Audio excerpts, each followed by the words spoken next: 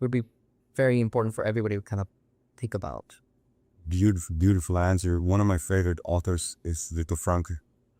Have you read Frankl? Yes. As he's one of the authors, and he was, for those who know him, he was a Jewish therapist who, among many things, deported to Auschwitz, and he would find people in Auschwitz, and he was seeing this whole experience as an opportunity for him, because it's like, what better place for a therapist to be than in this dim and miserable place? He would find people who were on the brink of despair and giving up, and there people would run into the fences sometimes because they would get shot by the guards, and he would find people who were on the edge, and they would often say, Victor, when he approached him, I have nothing to expect out of life anymore. He would counter it, the objection is like, could it maybe be that life is expecting something out of you?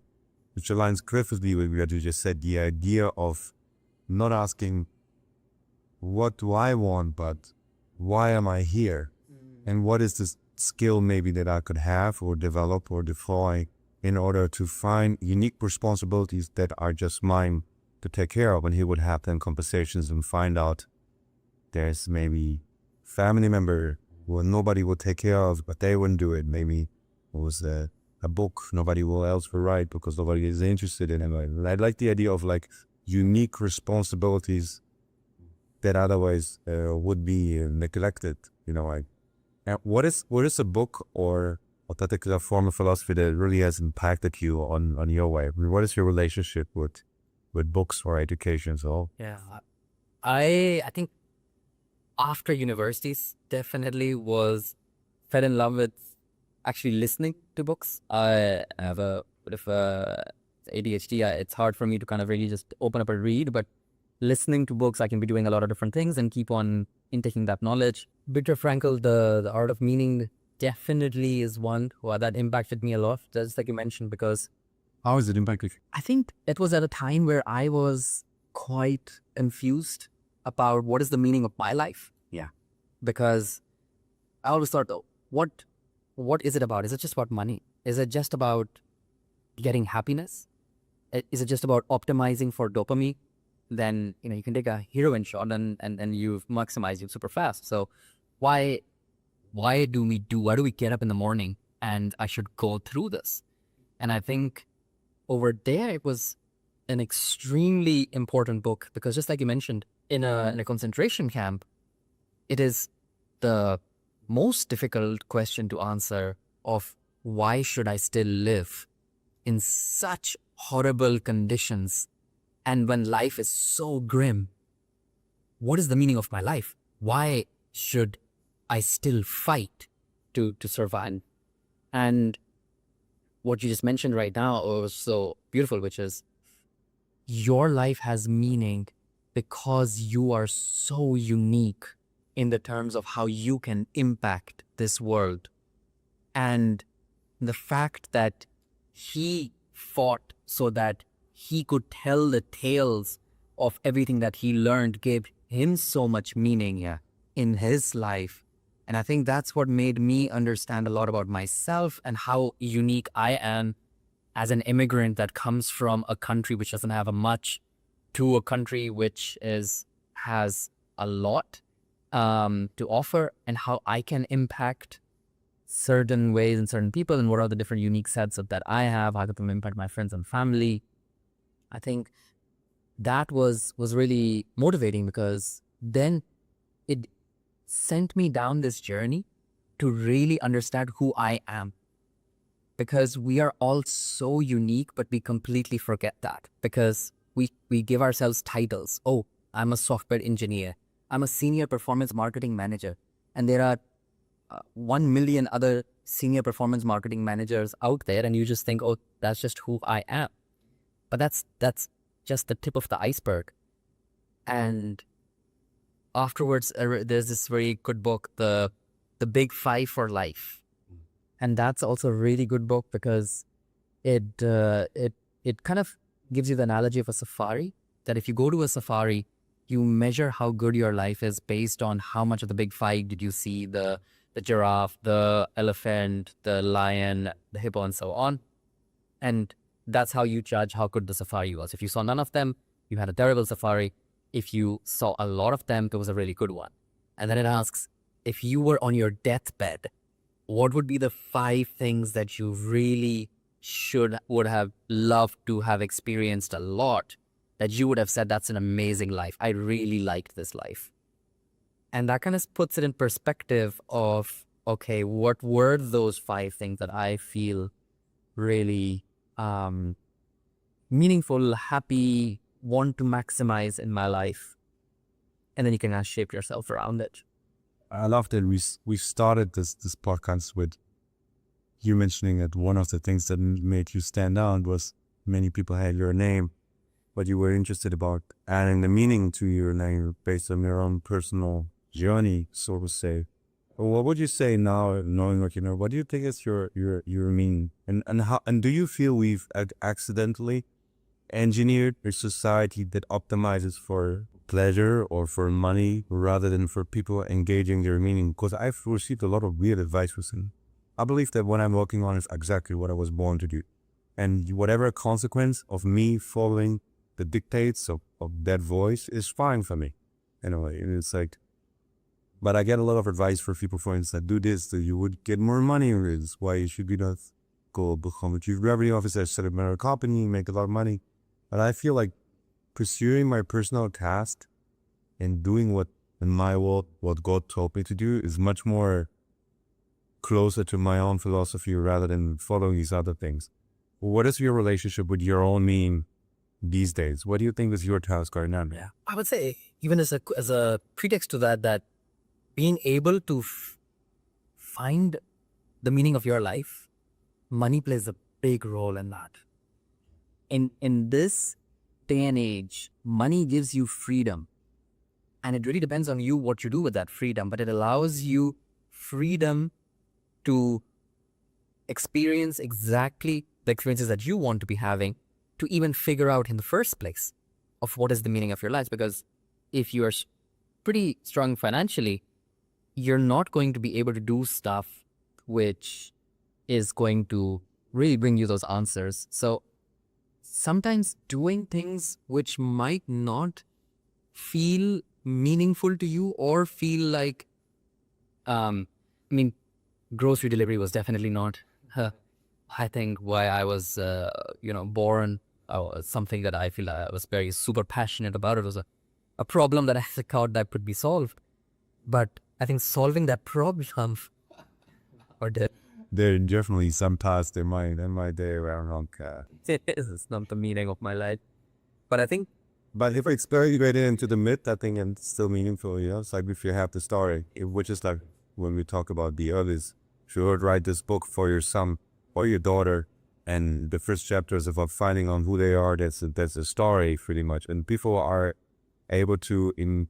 Also, one of the things I discovered from Frankel's Chronicles is one of the torture methods they had there was they would give people in the camps rice to carry and go back and forth through the camps because it was meaningless.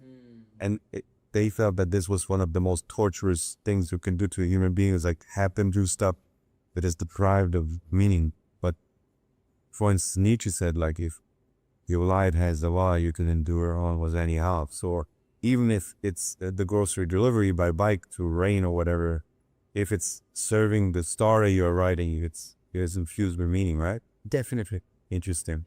And what is a question you feel you're trying to answer with your corpus work?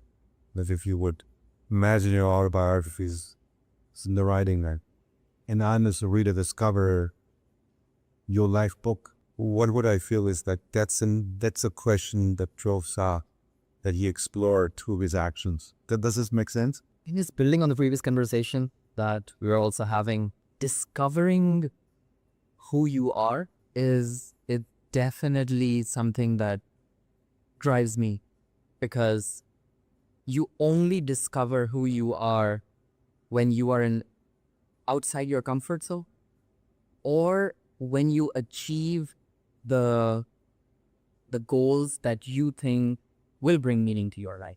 Because then only can you know is this it or do I need to change? So building up the structures put in place to help you answer who am I is definitely the question that is definitely on my mind a lot. I love this. And then also like you're integrating who could I be? It's like, right? It's like for me, one of the things that inspires me about you is this came from Pakistan, came here and became a unicorn web founder. You continue your journey and it's, you know, Carl Jung, for instance, he had this idea of, I think he called it individuation.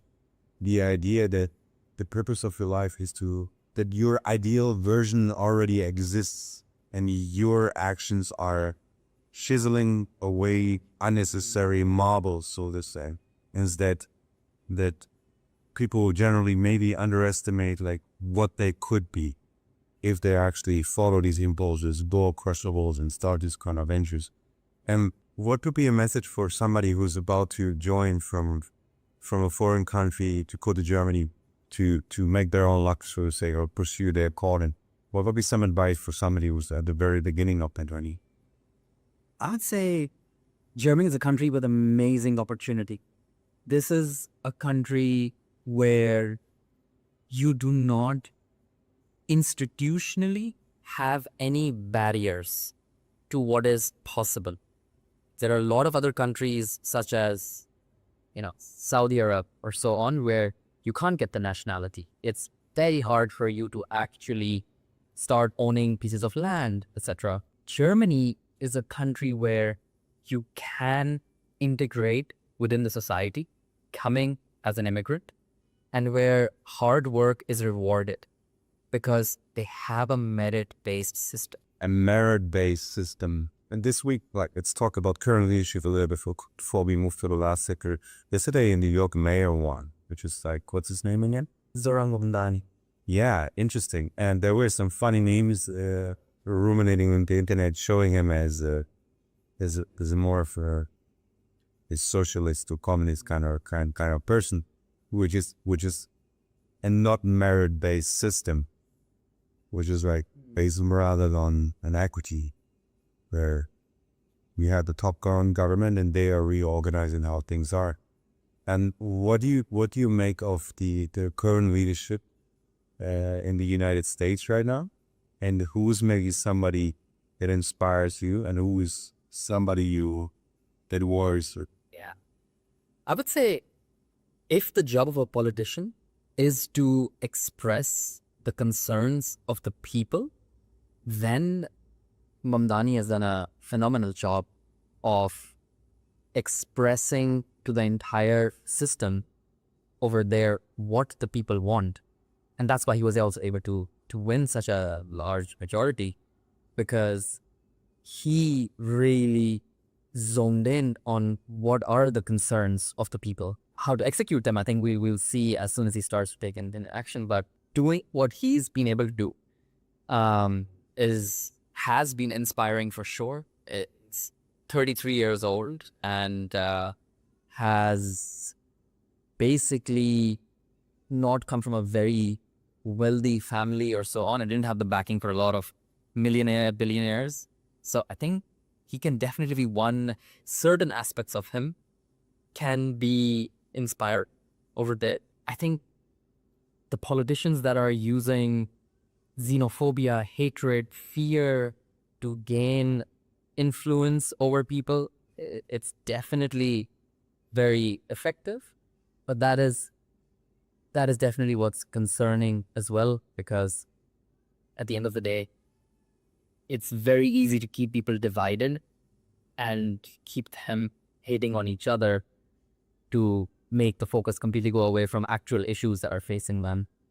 It's very interesting that we also spoke a lot about your appreciation for the Socratic character of a man, just to question everything, all right? And I think lots of these parties in America, they are like, much rather than searching for the truth, it's like battling different cults or communities where you're not allowed to question why things are being done anymore. So it feels that your entrepreneur journey has equipped you with something that may be also an antidote that the world is in dire need of.